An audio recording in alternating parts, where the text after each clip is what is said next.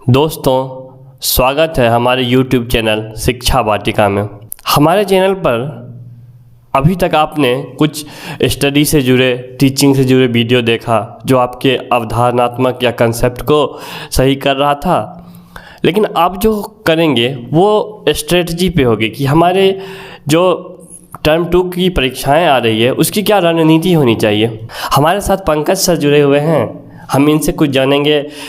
लगभग 12 वर्षों का अध्यापन का इनका कैरियर रहा है, बच्चों से जुड़े रहे हैं, तो बच्चे की हर बारीकियों को ये अच्छी तरह जानते हैं। तो आज पंकज सर से आपको मिलकर बताएंगे कि क्या रणनीति रहना चाहिए, क्योंकि ये बहुत दिन नहीं बचे हैं आपके अभी एग्ज़ाम में। तो स्वागत है पंकज सर आपका हमारे चैनल शिक्षा वाटिका में। जी थैंक यू, आप सबों का स्वागत है हमारे YouTube चैनल में। पंकज सर, आप बहुत दिनों से बच्चों से जुड़े रहे हैं, तो आप कुछ बच्चों का मार्गदर्शन करें, ऐसा हम चाहते हैं। देखिए बच्चों, एग्जामिनेशन बहुत ही करीब है।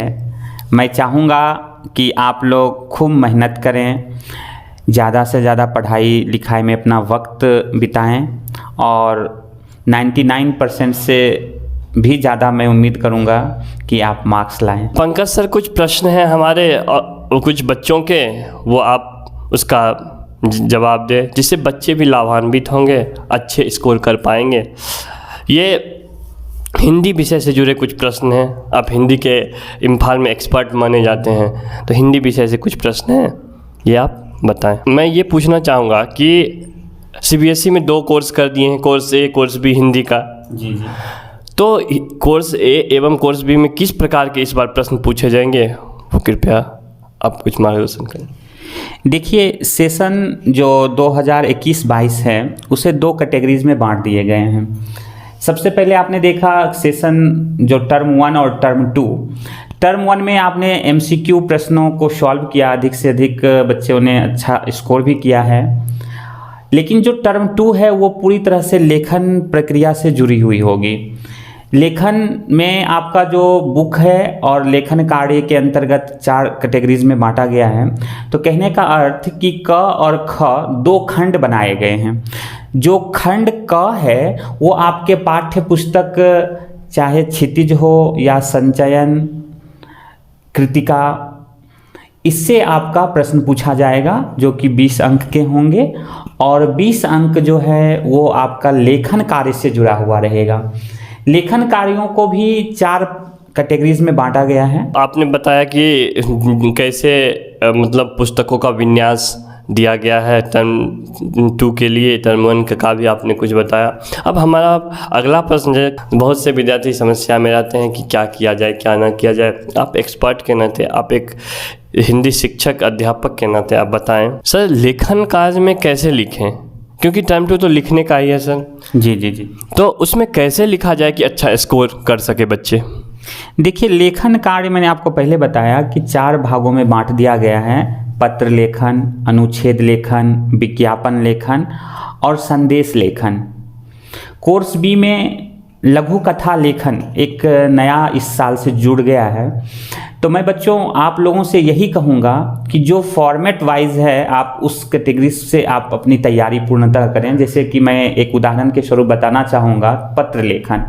यदि हम पत्र लेखन लिखना चाहेंगे तो देखिए, पत्र भी जितने भी आपका लेखन कार्य है सभी ऑप्शनल होंगे, सभी क्वेश्चन के 2-2 पार्ट होंगे। आपको एक ही क्वेश्चन उसमें से चूज करना है। अब जैसे पत्र लेखन का ही मैं एक उदाहरण लेता हूं कि यदि पत्र लेखन आपका औपचारिक हो, अनौपचारिक पत्र हो, तो हमें ज़्यादा से ज़्यादा औपचारिक पत्र को, फॉर्मल लेटर को ही हमें चूज करना चाहिए। अब यहाँ प्रश्न है कि औपचारिक पत्र ही क्यों? तो देखिए, औपचारिक पत्र लिखने में क्या होता है कि फॉर्मेट जितने भी लेटर का होगा, चाहे आप संपादक को पत्र लिखें या शिकायती पत्र लिखें या आप कार्यालयी पत्र लिखें, तो इसमें फ़ायदा क्या है आपका कि इस सभी का फॉर्मेट सिमिलरली सभी का एक ही जैसा रहता है। बॉडी में आप 4-5 सेंटेंस, 6 सेंटेंस डालिए और कंक्लूजन लास्ट में लिखिए। तो देखिए ये लिखना ज़्यादा कठिन नहीं है, लेकिन जब आप इनफॉर्मल लेटर को चूज करते हैं तो उसमें बहुत सारे समाज को बांधना पड़ता है कि आप कैसे हैं, अच्छा हूँ, कहाँ जा रहे हैं, क्या कर रहे हैं, यानी बहुत ही ज़्यादा लिखना पड़ता है। अप्रोक्स आप 150 शब्दों में लिखेंगे तभी वो पत्र क्लियर आपको समझ में आएगा। लेकिन यदि फॉर्मल लेटर को हम 100-120 शब्दों में ही रख दें तो आपको 5 में से 5 मार्क्स लेने से कोई रोक नहीं सकता। जी जी, तो बच्चों आपने देख लिया कि लेखन कैसे करें जिसमें स्कोर अच्छा मिल सके। पत्र लेखन की आपने बात तो कर ही ली है, लेकिन कुछ लेखन खंड में ही कुछ स्पेसिफिक टॉपिक है, जैसे पत्र लेखन है, विज्ञापन लेखन है। तो विज्ञापन लेखन में बच्चों की ज़्यादा क्वेरीज रहती है, ज़्यादा समस्याएं आती है, तो उस पर आप कुछ मार्गदर्शन करें। देखिए विज्ञापन लेखन जो है इस बार से यानी 2020-21 के जो सेशन थे उसमें जो विज्ञापन लेखन पूछा जा रहा था उसमें क्या था कि आपका एक ही विज्ञापन 5 मार्क्स के पूछे जाते थे। लेकिन इस साल से जो विज्ञापन लेखन है वो 2.5 मार्क्स के 2 कर दिए गए हैं। 2.5 मार्क्स के 2 आपको लिखना होगा, यानी 3 गिवन होंगे, उसमें से सिर्फ आपको 2 ही जवाब देना होगा। तो विज्ञापन लेखन में आप अधिक से अधिक स्कोर किस तरह से करेंगे, तो ध्यान रखेंगे कि सबसे पहले विज्ञापन लेखन का जो टॉपिक है उसको बड़े फॉन्ट में सबसे ऊपर शीर्षक के रूप में लिखेंगे। चित्र जरूर डालिए, चित्र अट्रैक्टिव हो, कलरफुल बनाइए, उसमें आप मार्कर, स्केच पेन वगैरह का यूज कर सकते हैं, किसी तरह का कोई प्रॉब्लम नहीं है। रंगीन चित्र बनाइए, रंगों से लिखिए, कलर जो भी है आप यूज करिए। लाल पे थोड़ा बंदिश रखिए, लाल वगैरह का ज़्यादा नहीं यूज करिए, लेकिन बाकी सारे कलर का आप यूज करके खूब बढ़िया से रंगीन चित्र बनाइए। विशेषताएं जरूर लिखें, जितने भी मतलब ध्यान में ये भी रखना है कि यदि कोई बिक्री से संबंधित यदि विज्ञापन पूछा जा रहा है या कोई अवसर प्रदान किया जा रहा है किसी इंस्टीट्यूट के रूप में, तो उसमें पता, संपर्क नंबर ये सब जरूर डालिए। देखिए और जितने भी विज्ञापन हों उसको आप एक बॉक्स के अंदर जरूर बंद करिए। तो इस तरह से यदि आप विज्ञापन लेखन को लिखते हैं तो आपको 2.5 मार्क्स लेने से कोई रोक नहीं सकता है। तो बच्चों आपने देख लिया कि विज्ञापन कैसे लिखा जाए जिसमें अच्छे स्कोर कर सकते हैं, आप अच्छे मार्क्स ला सकते हैं। सर ने इतनी अच्छी जानकारी दी है, इस पे तो एक लाइक बनता है सर के लिए, और हमारे चैनल को सब्सक्राइब जरूर करें, क्योंकि देखिए आप लोग के लिए ही हम इतना मेहनत कर रहे हैं, सर को आमंत्रित किए हैं विशेष तौर पे, तो इसलिए चैनल को सब्सक्राइब जरूर करें। और अच्छा लगा है सर का पॉइंट ऑफ व्यू तो लाइक वीडियो को जरूर करें। टेलीग्राम चैनल को आप ज्वाइन करना ना भूलें, हमारे वेबसाइट शिक्षावाटिका.in पे जाना ना भूलें। तो चलिए आगे का प्रश्न कुछ सर से करते हैं। अब सर कुछ क्वेरीज है कि पाठ्य पुस्तक जो है, पाठ्य पुस्तक का मतलब उत्तर कैसे लिखें, उसमें भी सब्जेक्टिव प्रश्न आएंगे, व्यक्तिनिष्ठ प्रश्न आएंगे, तो उसमें कैसे लिखा जाए कि अच्छा स्कोर पाठ्य पुस्तक में भी लोग कर सकते हैं। जो किताब आपने बताया संचयन, क्षितिज, कृतिका, इसमें कैसे लिखा जाए, इसमें क्या शैली होनी चाहिए लिखावट की? देखिए बच्चों, जो इस बार सेशन में जो टर्म 2 का आपके पाठ्य पुस्तक से जो प्रश्न पूछे जाएंगे, तो ध्यान में आपको ये रखना है कि आपका 2 बुक चलता है, एक तो मेन बुक है, एक पूरक बुक है। पूरक बुक से जो प्रश्न पूछे जाएंगे वो 3-3 मार्क के 2 प्रश्न रहेंगे, ध्यान में रखना है। वहाँ 3 प्रश्न रहते हैं, आप जल्दीबाजी में तीनों प्रश्न का उत्तर नहीं दे दीजिएगा, आप वहाँ 2 प्रश्न को ही चूज करेंगे, और जो मेन आपका पाठ्य पुस्तक होगी उसमें से आपको ध्यान में ये रखना है कि वहाँ हमें कहानी से 4 प्रश्न और कविता से 3 प्रश्न का जवाब देना है। अब देखिए जवाब लिखते वक्त आप ये ध्यान में रखना है कि आप जो कोई गाइड बुक हो या और भी जो बहुत सारे मार्केट में बुक अवेलेबल हैं उसके शब्दों पर आप ज़्यादा से ज़्यादा मत जाइए, अपना बनाइए, अपना नोट्स तैयार करिए, कहानी पढ़िए, कविता पढ़िए, मीनिंग जानिए। यूट्यूब का आप यूज करिए, हमारे चैनल पे सारा आप देखोगे कि सारे चैप्टर का आपको कहीं ना कहीं वीडियो मिलेगा, उस वीडियो को आप देखिए और चैप्टर को बेहतरीन ढंग से आप समझने की कोशिश करिए। प्रश्न आपके पाठ्य पुस्तक में जो दिए हुए 4-5 प्रश्न रहते हैं उससे एक भी प्रश्न नहीं आएंगे, बीच बीच से प्रश्न निकाले जाते हैं। तो मैं आपसे उम्मीद करूँगा कि आप ज़्यादा से ज़्यादा पुस्तक के कहानी और कविताओं को पढ़ेंगे। जब आप कविता और कहानी को पढ़ेंगे तभी आपका जो बीच बीच से सवाल निकाला जाएगा आप उसका बेहतरीन जवाब लिख सकते। तो सर आपने बताया कि कैसे पाठ्य पुस्तक के प्रश्नों को लिखा जाए। अब हम आगे चलते हैं। केंद्रीय विद्यालय में अध्यापन करवा रहे हैं तो आप CBSE का कॉपी भी जांच करते हैं, नोटबुक जो होता है, आंसर बुक जो होता है, मतलब क्लास 10th का, तो उसमें बच्चे कहाँ कहाँ गलतियाँ करते हैं? उसमें भी तो गलतियाँ करते हैं इसलिए मार्क्स कम आ गए। तो बच्चे कहाँ कहाँ गलती करते हैं सर? हाँ, कॉपी चेक करते वक्त मैंने बहुत जगह देखा है कि बच्चे अक्सर गलतियां करते हैं। सबसे बड़ी गलती तो मैं यहाँ देखता हूँ, बच्चे सिस्टमैटिक ढंग से प्रश्नों को जवाब नहीं देते हैं। यदि आपने खंड क को चूज किया है और उसमें 4 प्रश्न हैं तो मैं आपसे उम्मीद करूँगा कि आप सीरियल वाइज 1 2 3 4 का पहले सवाल का जवाब लिख लीजिए। यदि मैं ये नहीं कह रहा हूँ कि आप अंत वाला सवाल को पहले नहीं लिखिए, मेरे कहने का अर्थ ये है कि खंड क को चूज कर रहे हैं तो उसके सारे सवाल का जवाब एक साथ लिखिए। खंड ख को यदि आपने सिलेक्ट किया तो कोई बात नहीं, आप फर्स्ट में उसी के 3 प्रश्नों का जवाब लिख लीजिए। खंड और भी हो तो उसके सारे प्रश्नों का जवाब हमेशा एक साथ लिखने की कोशिश करिए। ऐसा नहीं है कि प्रश्न नंबर 5 पहले सॉल्व किए फिर 1 फिर 3। इसमें क्या होता है कि कॉपी जब चेक करने लगते हैं तो एक रिदम नहीं रहता। ऐसा लगता है कि बच्चा कहीं जो मर्जी हुआ इधर से उठा के उधर से रख दिया है, कहानी के बीच में कविता, कविता के बीच में लेखन कार्य को डाल दिया है। देखिए इससे क्या होता है कि मार्क्स, ये नहीं है कि मार्क्स वहाँ पे कट होती है, मैंने वहाँ देखी कि कॉपी चेक करने में समस्याएं उत्पन्न होती हैं। तो बच्चों आप जो भी प्रश्न का जवाब दीजिए क्रमवार दीजिए और शुद्धिकरण पर आप विशेष ध्यान दीजिए। देखिए हर्षिकार, दीर्घिकार, हर्षुकार, दीर्घुकार, छोटी ई बड़ी ई, छोटा ऊ बड़ा ऊ पे यदि आप ज़्यादा मतलब फॉल्ट करते हैं तो वहाँ आपका मार्क्स ज़्यादा नहीं कटता। लेकिन शुद्धिकरण, मेरे कहने का अर्थ कि आप शब्दों का जो मात्राएं हैं उस पर आप थोड़ा ध्यान देंगे, उससे ज़्यादा से ज़्यादा देखेंगे और ये भी देखेंगे कि हमारा सुलेख जो है वो स्पष्ट होनी चाहिए, साफ साफ लिखा हुआ होना चाहिए। बहुत हम यदि एक उदाहरण देते हैं कि हमारे हाथ में 5 उंगलियां हैं, पांचों बराबर नहीं है, पांचों इक्वल नहीं है, सभी का हैंडराइटिंग अच्छा हो ये मैं नहीं कह रहा हूँ, लेकिन साफ जरूर लिखा हुआ होना चाहिए। हैंडराइटिंग पे भी बहुत ही ज़्यादा ध्यान आप देंगे क्योंकि हैंडराइटिंग जब अच्छी रहती है ना तो कॉपी चेक करने में एक अलग वो रहता है कि देखो बच्चा कितना साफ सुथरा लिखा है। हर एक प्रश्नों के बीच में आप 2-2 लाइन का गैपिंग दीजिए। जब एक उत्तर लिख लें तो कम से कम 2 लाइन छोड़ दीजिए, फिर तीसरा प्रश्न, दूसरा प्रश्न, चौथा प्रश्न लिखेंगे तो बीच बीच में 2-2 लाइन का गैपिंग दीजिएगा।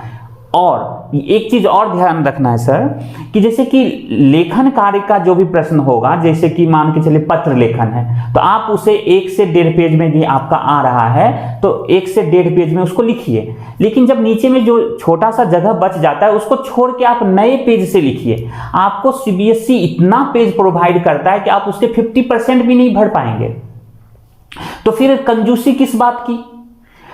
सारा क्वेश्चन का जवाब आपको सिंगल पेज में, यानी लेखन कार्य वाला, लेखन कार्य से जो भी प्रश्न रहेंगे, जैसे संदेश लिखना है तो 1 पेज में बीच में पूरी तरह से फॉर्मेट बनाइए और उसमें डालिए। विज्ञापन लेखन हो तो बीच पेज में पूरी तरह से उसका एक चौकोर बनाइए और उसके अंदर लिखिए।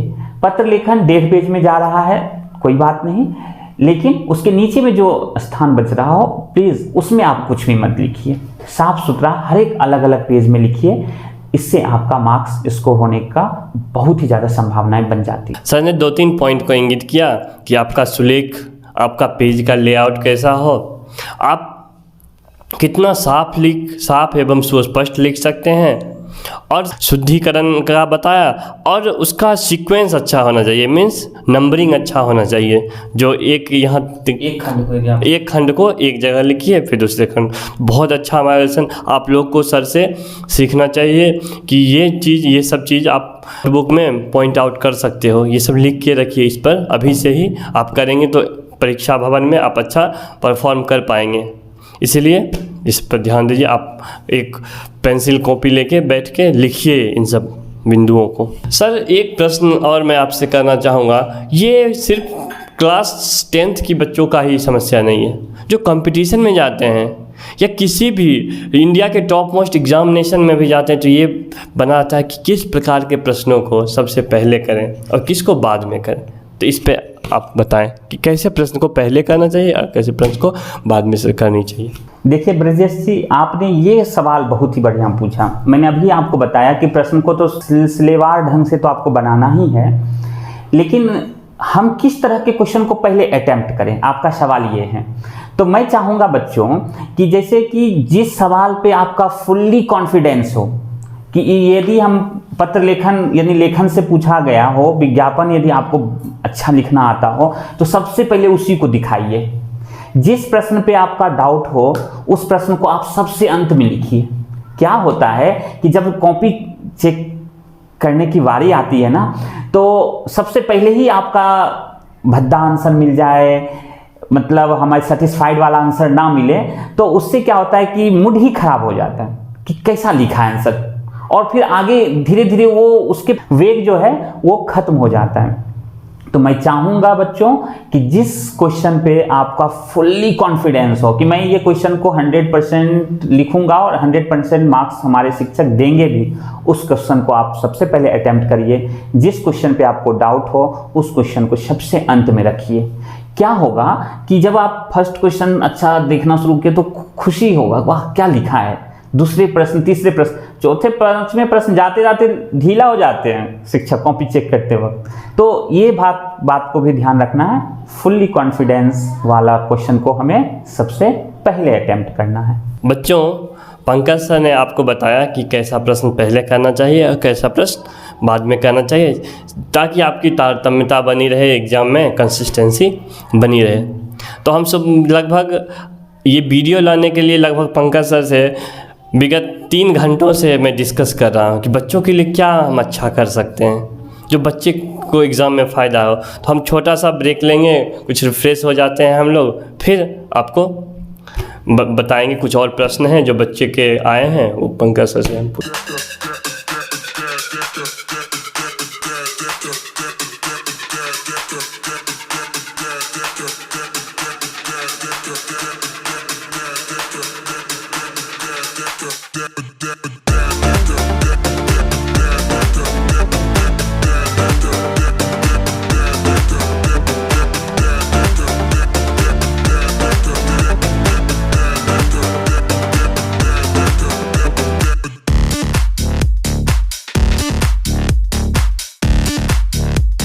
रिफ्रेश होके आ गए। तो चलिए आगे का प्रश्न पंकज सर से किया जाए। भी एक यूनिवर्सल टाइप ही आप क्वेश्चन समझ सकते हैं कि परीक्षाओं में समय का मैनेजमेंट कैसे किया जाए। बच्चे से लेकर जब तक लोग परीक्षा देते हैं, या जीवन ही है, तो जीवन में भी समय का मैनेजमेंट बहुत बड़ा योगदान देता है हमारे डेवलपमेंट के लिए, हमारे कैरियर के लिए। तो परीक्षाओं में समय का मैनेज कैसे किया जाए सर? आपने बहुत ही बेहतरीन सवाल पूछा है। देखिए, इस तरह के सवालों से अक्सर बच्चे घिरे रहते हैं। मैथ्स हो, हिंदी हो या कोई भी अदर लैंग्वेज वाला विषय हो, उसमें बच्चे ज़्यादा समय मैनेज नहीं कर पाते हैं। तो क्यों नहीं कर पाते हैं, इसका एक ही कारण है कि देखिए, आपको जो 15 मिनट का समय प्रश्न पत्र को पढ़ने में दिया जाता है, उसमें आप सरसरी निगाह से ये देख लीजिए कि किस क्वेश्चन पे मेरा फुल्ली कॉन्फिडेंस है।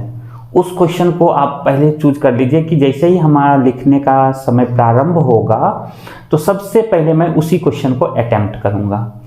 उसके बाद जो भी प्रश्न का जवाब आप देते हैं, जो भी प्रश्न पूछा जा रहा है, उसमें उलूल जुलूल बातों को मत रखिए, इधर उधर की बातों को मत रखिए। जितना बात बोला जा रहा है कि 20 से 30 शब्दों में दीजिए, 50 से 60 शब्दों में, 100 से 120 शब्दों में दीजिए, तो मैनेज करिए कि हम उतना में ही बातों को सिमट दें। आप वहाँ दिखाने लगते हैं कभी कभी कि हम ज़्यादा लिखेंगे तो सर को ज़्यादा खुश कर देंगे। सर खुश होकर थोड़े 2 में से आपको 4 मार्क्स दे देंगे। यदि प्रश्न 2 मार्क्स का है तो 2 ही मार्क्स की रहेंगे।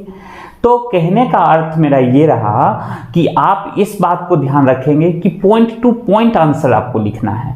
आप ये नहीं, एक उदाहरण के तौर पर कि किसी की जीवनी का हमें व्याख्यान करना है तो हमें 4 चीज़ों पर सबसे ज़्यादा ध्यान देंगे कि उनका जन्म कहाँ हुआ, किस प्लेस पे हुआ, उनकी क्या उपलब्धि रही, किस तरह से उन्होंने संघर्ष किया और उनका जीवन पर्यंत जो घटनाएं हैं उसको रखते हुए, मृत्यु दिखाते हुए ख़त्म कर देंगे। अब उनकी बचपना, वो क्या करते थे, कहाँ जाते थे, क्या, ये सब रखेंगे तो आपको क्यों मार्क्स दिया जाएगा?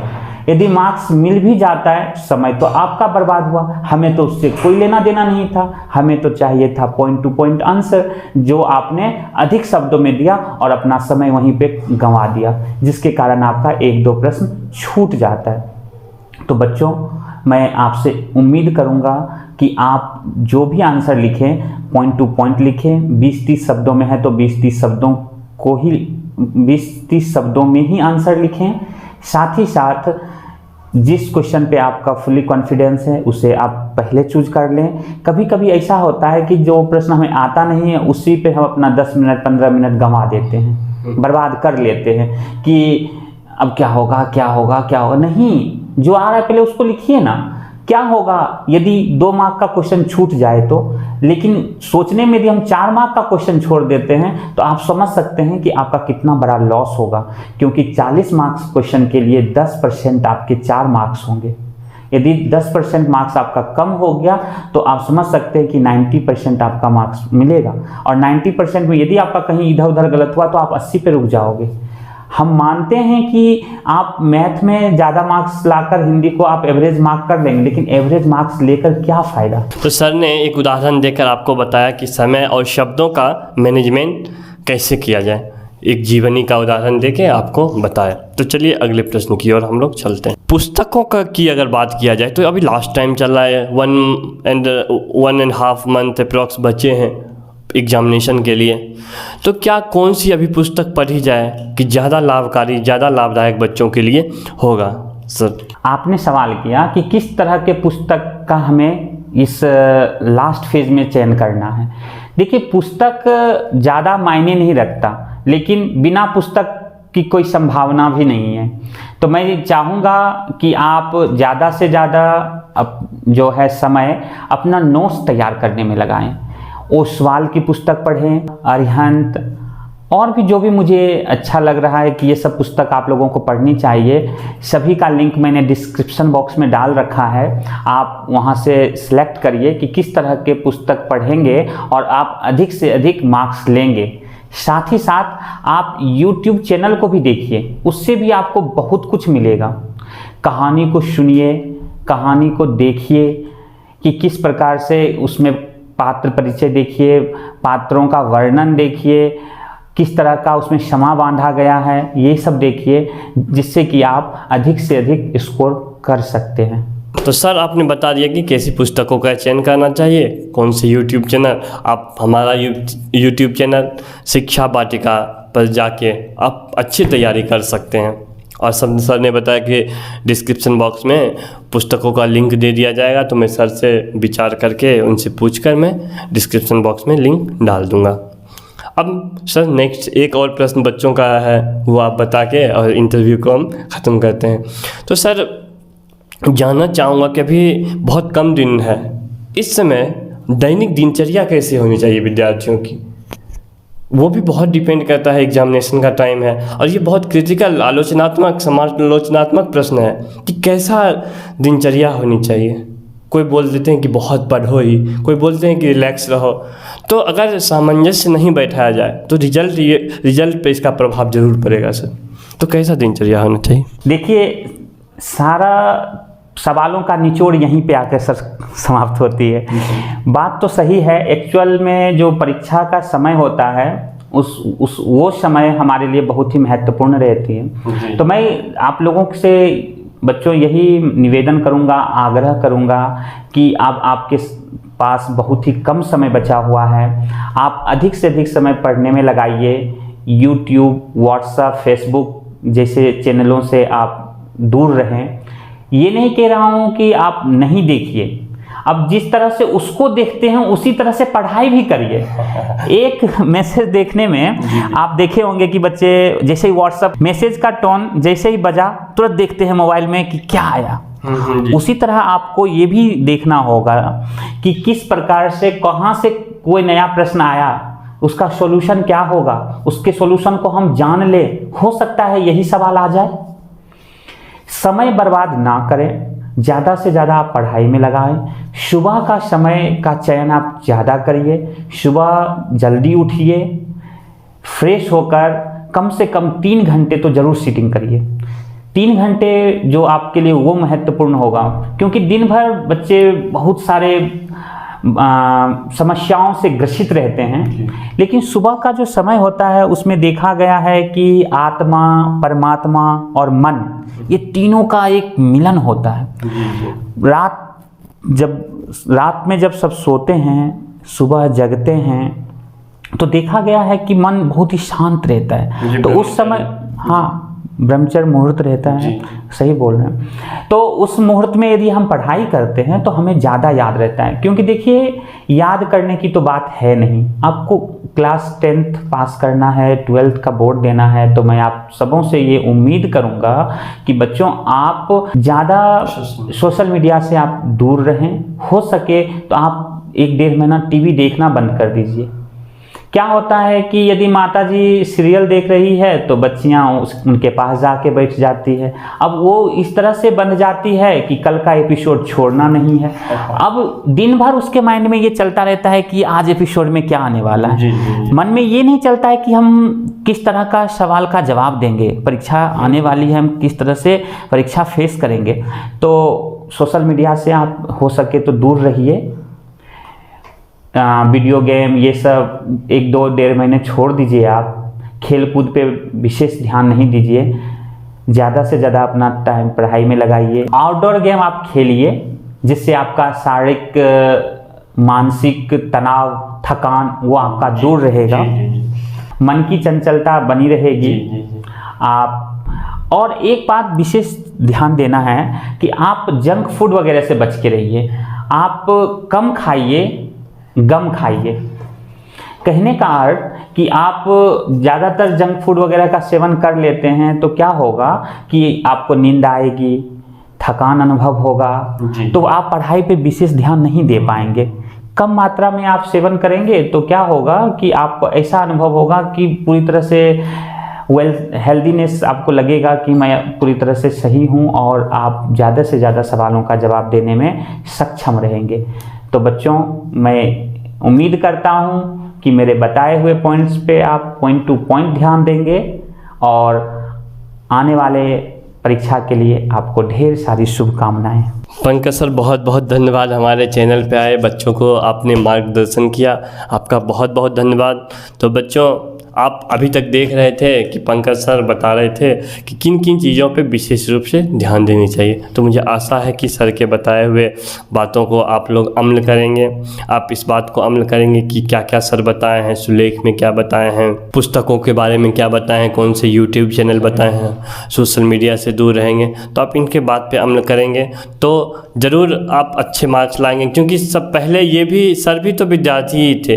अनुभव लेते लेते आपके टीचर बने, 12 वर्षों का एक्सपीरियंस हो गया पढ़ाने के लिए। तो इनके अनुभव का आप लोग लाभ लीजिए, आपके लिए बहुत फ़ायदा रहेगा।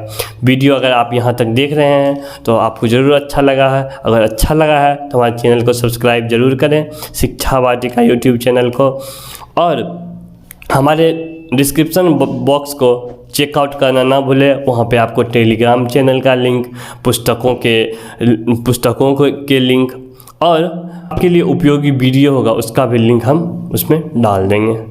तो आपको ये वीडियो देखने के लिए बहुत बहुत धन्यवाद।